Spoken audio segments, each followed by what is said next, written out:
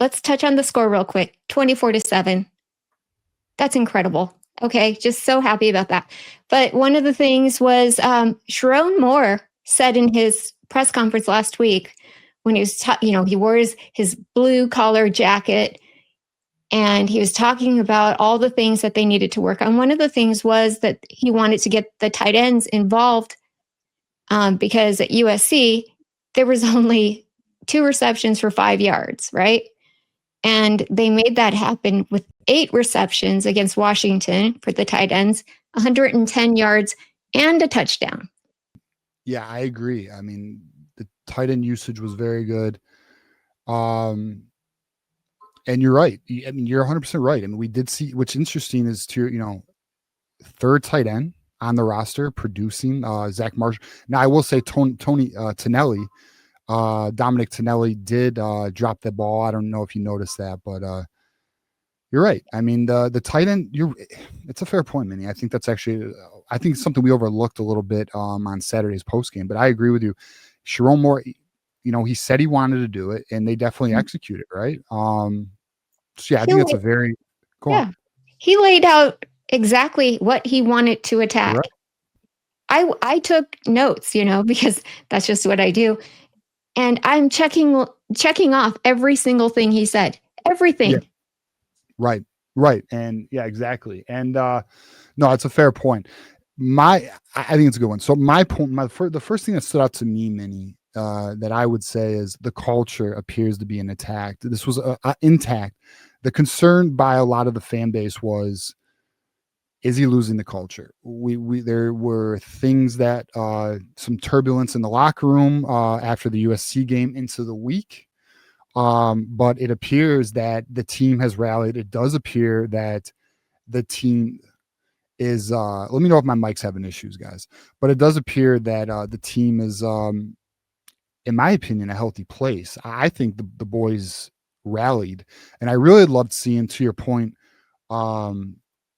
that we're going to hit on here in a minute, but you had Jordan Marshall wearing the blue collar jacket in post game, and I think that it just goes to show that they're unified. They are definitely aligned in their thinking. And then Sherrone Moore did what today? He wore it again for his press conference. He's like, right. This works. We're getting down to business. We're getting work done. That's exactly what he said last week. He said, it's time to go to work.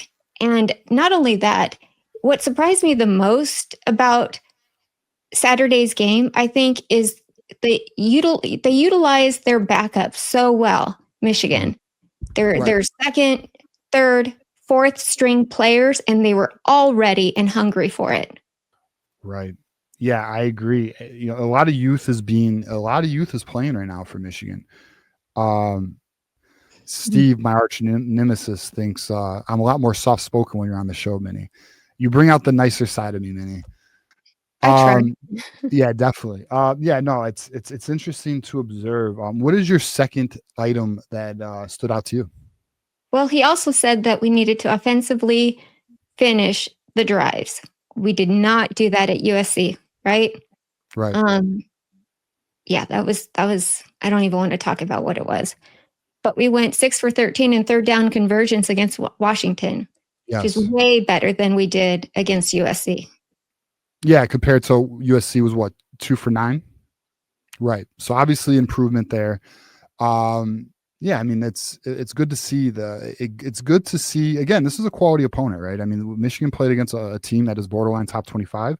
And the offense, what's interesting, and you know what, Minnie, not, kind of off topic, but on topic. If I can find this graph, there's a graph that was just put out about, and I got to try and find this because I post a lot. There was a graph that came out about complete teams, right? And the graph is essentially, it's a metric on your offense and your defense and where you stand. And actually, I found it. This is an interesting graph if I can share this. And I thought, and to be honest, I didn't plan on bringing this up, but I think this is pretty good. So this graph here, and it might be hard for people to see, and let me see if I can make it bigger actually. So if we look at this graph here, right, this is interesting to me. So So essentially on your left-hand side, your y-axis, you have adjusted success rate, allowed defense, right? Mhm. And then on your x-axis, you have adjusted success rate of offense. Look where Michigan is. So your top teams in the nation are in your top right corner, right? That's your complete team. So if you look over here, complete teams. Oklahoma, who we lost to, is essentially at the top. You could argue Indiana is the most complete team out of everybody. And then you have this group of playoff teams from Notre Dame to Ohio State, Oregon, Georgia, Alabama. Then you have some outliers like Texas A&M, et cetera. But Michigan is right here. Michigan is just it's in the complete team category. And I do believe that the Washington game helped considerably the way that they played. The other team we lost to is what? USC, also in the complete team category. So if you look at our two losses, they are two teams that are ranked essentially above us in the metric. In my opinion, Minnie, if Michigan, you know what, actually, now that I think about it, I should have saved this to our topic at the end of the show. But in my opinion, Minnie, Michigan's in a good position at this point in the season, and they appear to be, with an opportunity here to really get themselves in this top group of teams here. And I think if the defense, which I'll talk with my next topic, wink adjusted, it does appear that Michigan wink adjusted for this game, right? So if Michigan can continue this trajectory of the offense playing in a more smoother manner, which it looks like it's finding itself, it looks like it's finding its balance, and then this defense making the proper adjustments, we may find ourselves in this higher echelon here of these playoff teams. And going into the Ohio State game, we very well may find ourselves at 9-2. And with a victory, we are in the playoffs, Minnie. But yeah, so I guess I'll hit on my next topic, which is the tackling is better. And I know that's something you also was on your mind, Minnie. So we could hit on this together. What did you see when you watched Michigan's improvement this past weekend? TJ, that's the other thing that he talked about last week, Sherrone Moore. He said, we need to improve on angles. And I know you and John had talked about that a lot the previous Saturday. But just tackling issues need to get improved, period. Yeah.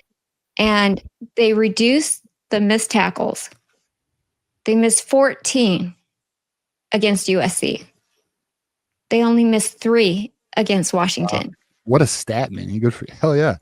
Hell of a stat. All right. I didn't even know that. So that's an excellent stat. Wow. 14 missed tackles against USC, and they got to 3 against Washington. And you can honestly, the eye test, you can easily tell the difference. The boys definitely, that's hilarious. B-Dub says, well, Hillman wasn't playing, so that eliminated. Relax, B-Dub. Hillman will get it together. But he's not wrong. Hillman has been one of our worst tacklers. Well, then you gotta let the next guy up play, right? Yeah, absolutely. Minnie, do you want to hit on your last thing that stood out to you this game? Okay, the stifled running game. That's what they did against Washington. Well, I think you have. Let's see. Was it the finishing the drives? Was your other topic? Am I lost again? Oh, yeah. Actually, I think we jumped it when we were talking about what Moore wanted to do. That's all right. Let me hit on mine. So my actually we hit on mine too, which was the wink adjustment. So those are the things that stood out. Mine was wink adjusted, tackling better, and the culture. We hit on all those, but yeah, it does appear that Michigan is trending in the right direction. And Michigan did finish drives, Minnie, and Michigan did involve their tight ends, and that like you had on your list, is the tackling was improved.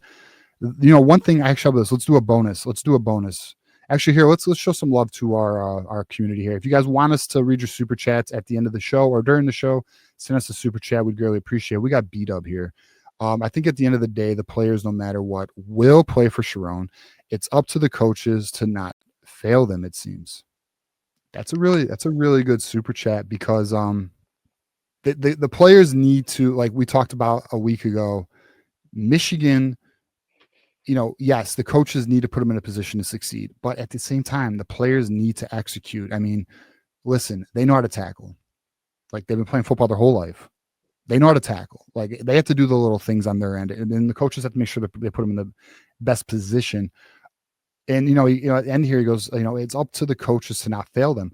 I would argue that I would argue that Wink making his adjustments, not we are the highest blitz rate team in college football, or at least in Power 4. I believe I read that stat. The fact that Michigan really toned down their blitzing is putting the players in a position to succeed. The fact that the offense, is utilizing its passing game and its running game the way we had over 400 yards in offense, Minnie. Like that's like compared to last year, 400 yards, 417. We had trouble getting like 120 last year. You were talking about PTSD before the show. I'm giving myself PTSD just thinking about last year's offense. I can't even imagine. You guys hung in there though. Good going. We had an elite defense, thankfully. I mean, we were still, and we beat our rivals. It was a good time. All right, so let's talk about the 3 players who stood out to us, Minnie. All right. We have Tom Bouchard here gifted a membership to the community. Appreciate you, Tom.